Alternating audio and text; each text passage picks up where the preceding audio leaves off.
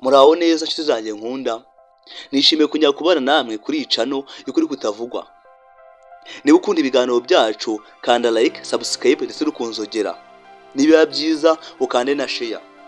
Ushobora kwibaza ngo nukubera iki? Nuko ngo ubasha kubona bwa mbere ibiganiro byacu tuba twasizeho by'urukundo n'imibanire, kandi birimo inama, motivation ndetse n'ibindi byakugirira umumaro. Ndabizi ngo ufite amatsiko ati umunsi ugiye kuganira kuki. Ukuri ko uyu munsi tugiye kuvuga ibintu 8 umusore akunda by'ukuri agukorera buri munsi, gusa hari igihe utabimenya. Ukuri nuko hari abakobwa benshi bibaza bati namenya guteka nkunda by'ukuri. Hari n'abumva amagambo meza ya buri munsi ariko bagakomeza kukwibaza bati, cyangwa bakabaza kwibaza bati aya magambo koko ajyanye n'urukundo by'ukuri koko. Ndabizi ni ngoma aba ari gushidikanya. Gushidikanya ni ngoma kubera yuko ubu ngubu ari urukundo nyarwo, hari n'uburyarya. Gusa uburyarya nibwo bwiganje kurusha urukundo rw'ukuri. Ariko ukuri nuko urukundo rw'ukuri nugagarira mu magambo gusa, ahubwo gagarira no mu bikorwa buri munsi. Umusore agukunda by'ukuri nategereza umunsi mukuru ngo ugere abone ukwereka urukundo koko, ahubwo arugaragaza no mu bintu bitoya bya buri munsi. Gusa ariko niba cyo uzabona bigaragaza gutyo, kwereka benshi bategereza iminsi mukuru kugira ngo berekane urukundo nyakuri koko. Muri Bibiliya haranditse ngo bana banjye tugakundira amagambo gusa cyangwa mu rurimi, ahubwo dukundane no mu bikorwa ndetse no mu kuri. Aho ni Yohana 3:18. Iri jambo twigisha ko urukundo nyakuri rugagarira mu bikorwa bitari amagambo gusa. Reka dutangire n'ibyo twavuze hejuru mu buryo burambuye. Icya mbere, aho arakubaza uko umeze.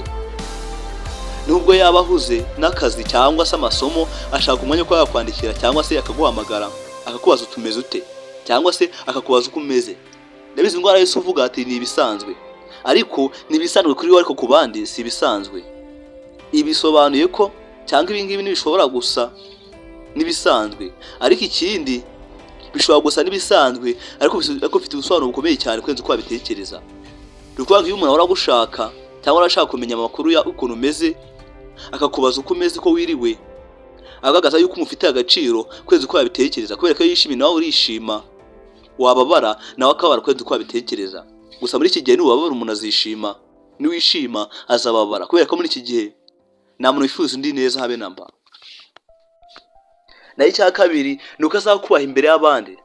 Ni ukuvuga ngo umusore ugukunda ntabwo agaciro gusa yo muri mwenyine, ahubwo akaguha n'imbere y'inshuti cyangwa umuryango cyangwa se inshuti n'abavandimwe, kubera ko nakagutesha agaciro, ntavuga amagambo mabi, ahubwo ahora yishima kukwerekana nk'umuntu w'ingenzi mu buzima bwe, kubera ko umufite agaciro kurenza uko abantu benshi babitekereza. Kubaha ni kimwe mu bimenyetso bikomeye cyane by'urukundo. Gusa muri iki gihe abantu basigaye bivugira ibyabo ngo gusuzugura ari kimwe mu bimenyetso bikomeye cyane by'urukundo. Gusa atekereza ibyo ngibyo baribeshya, sibyo. Abo bazagwamaka mu gihe kizaza, kubera ko muri Bibiliya haranditse ngo mujye mwubahana. Aho ni Abaroma 12:10. Kubaha ni byiza kurenza uko abantu benshi babitekereza, gusa ntibabikora. Ariko twisanze ahantu aho umuntu azi ko kubaha ari byiza ari nabyo bikwiye, ariko agahitamo gusuzugura. Naho icya gatatu, aho arakubwizanya ukuri. Nubwo rimwe na rimwe ukuri kubabaza cyane, ariko umusore ugukunda ahitamo kukubwiza ukuri aho kukubeshya, kubera ko koko ukuri kurababaza. Ariko iyo umuntu akubwije ukuri urababara, ariko nyuma ukaza kwishima kurenza uko abantu benshi babitekereza. Ariko iyo akubeshya ibyaga gatoya wishimaga gatoya, ariko nyuma ukazababara igihe kirekire kurenza uko babitekereza. Byana ngombwa hakabamo n'inzangano, kubera ko ari ikinyoma gisenya icyizere, kandi relationship idashobora kubakwa n'ikinyoma. Ariko relationship idashobora kubaho idafite ukuri. Nibyo gusa benshi dukoresha ibinyoma gukoresha ukuri. Gute kwisanza ahantu aho tureka ibyiza tugakora ibibi, kandi tuzi ko koko neza ari ibibi koko ibyo turi gukora, ahubwo ibyiza tukabireka tukabitera umugongo. Niyo mpamvu rero haranira kubinyangamugayo. Ni byiza turanabikunda, ariko ntababikora, kubera ko ngo uhitamo kubinyangamugayo, ahubwo abenshi twabaye inkundamugayo kurenza uko abantu benshi babitekereza. Naho icya kane, aragushyigikira mu nzozi zawe. Ni ukuvuga ngo iyo umubwiye umushinga wawe cyangwa inzozi zawe ufite, nta gusuzugura, ahubwo agutera imbaraga, akakubwira yuko ushoboye. Ahangaha nshobora kuguha urugero rufatika cyane, nk'umwana bita Bogari mu content creator. Akora ibintu atuje, abantu bakamutera imbaraga ati papa Bogari bizaza. bikamwongerera imbaraga ndetse n'imbaduko akarushaho gukora cyane. Kandi ikindi umuntu ugukunda akugira inama zagufasha gutera imbere, ariko nanone nubishinga cyane bazakuyobya, baguhe inama zagufasha gutera inyuma cyangwa se zagufasha gusubira inyuma. Ni ukuvuga ngo iyo umuntu agukunda yifuza yuko utsinda nk'uko yifuza gutsinda, yego, kuko icyiza cyose cyamugeraho nawe yifuza yuko cyakugeraho. Gusa muri iki gihe cyangwa se muri iyi si uzabibona hakeya. Naho icya gatanu, asaba imbabazi iyo yakosheje. Ibi ngibi bikorwa cyane kubera ko iyo umuntu yakosheje kuri ubu ngubu yinangira umutima akanga gusaba imbabazi, ahubwo we yakoshereje ugahinduka umunyamakosa. Gute twisanze ahantu aho umuntu yumva ko yakosheje agasaba imbabazi ari intege nkeya, ariko si byo, ahubwo icyo gihe ufite ibitekerezo biri hasi cyane kwenza uko abantu benshi babitekereza, kubera ko ari abantu bumva ko gusaba imbabazi ari intege nkeya, ariko ukuri aba uri gukura kwenza uko abantu benshi babitekereza. Ariko umusore ukunze cyangwa se umusore ukuze mu bitekerezo yemera amakosa ye, akemera agaca bugufi agasaba imbabazi. Iyo kubabaje arabyemera kandi agasaba imbabazi z'ibyo yakoshereje cyangwa se z'ibyo yakosheje. Ibi ni ikimenyetso cy'ubukure n'urukundo rw'ukuri.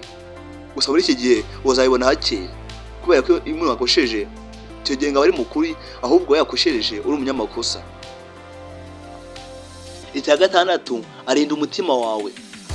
Ntabwo kuri ibintu azi neza yuko bizamukomeretsa cyangwa bizakubabaza, kubera ko nashaka gukinisha amarangamutima yawe, nashaka gukinisha abandi bakobwa kugira ngo ahanire ishyari, cyaharanire gushira ishyari, ahubwo ahana kugira ngo muganire neza, kandi ikindi akurinda agahinda n'umubabaro cyangwa se kurira ibindi bintu byatuma bikurakaza cyangwa se byakurakaza, kubera ko muri bihanditse ngo mukorere abandi ibyo mwifuza ko babagirira. Aho rero ko gatandatu itatu rimwe, ni ukuvuga ngo iyo ukunda umuntu by'ukuri murinde kumukomeretsa nk'uko nawe utifuza yuko wagukomeretsa, cyangwa nk'uko nawe utifuza yuko wakomeretswa.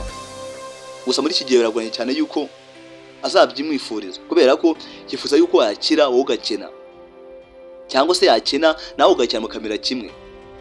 Gusa iyo umwe mu muryango wanyu cyangwa umwe mu gace k'abanyu akize aba ari ishema kuri we. Gusa ubyifuza ni bakeya cyane wikurikije. Naho icya munani, aragutekereza no mu hazaza. Ni ukuvuga ngo ntabwo atekereza iby'uyu munsi gusa, ahubwo kuganira ku nzozi afite, akwereka yuko ashaka yuko ugera kure. Byaba byiza akanavuga ati tuzabigeraho, kuko bibongerera imbaraga n'imbaduko. Bigaragaza yuko akubona nk'umuntu muzafatanya kubaka ejo hazaza, kubera ko muri haranditse ngo babiri baruta umwe, aho n'umubwiriza kane 9. Ni ukuvuga ngo iyo umuntu akubona nk'umuntu cyangwa umuntu akubona mu migambi y'ejo hazaza, abaguha umwanya ukomeye cyane mu buzima bwe. Gusa benshi barabyirengagiza cyane babimenye, ariko biba byiza wabimenya kandi sunabyirengagize. Mbere yo gusoza ashaka kwibutsa yuko urukundo nyakuri nirupimwa n'impano cyane rugaragara mu mana ihenze cyangwa amagambo meza gusa, ahubwo rupimwa mu buryo umuntu akwitaho, ukubaha, kukubiza ukuri, kandi ikindi ahubwo arashaka ko yuko utera imbere ahantu hose. Niyo ibintu ubona cyangwa niba ibintu warageze kubibona ku mukunzi wawe, andika muri comment. Niyo video ubona kugira akamaro cyane, nihe gambo ubona cyane ijambo ryakugirira akamaro. Niba video yayikunze kanda like, share and comment. Niba byiza ukaneza subscribe, andika muri comment cyangwa ukoze ku mutima. Ni icyengi muri iyi 8 wifuza yuko umukunzi wawe yagukorera buri munsi. Murakoze cyane kubana natwe. Bityo yuko mu yindi video itaha nzabwira ibimenyetso 7 by'uko agukunda ariko agatekereza yuko ari we umubabaza. Izaba ari umuriro ntuzacikwe. Imana ibahe umugisha kandi barinde. Nibisanzwe ni Prince Muragwa.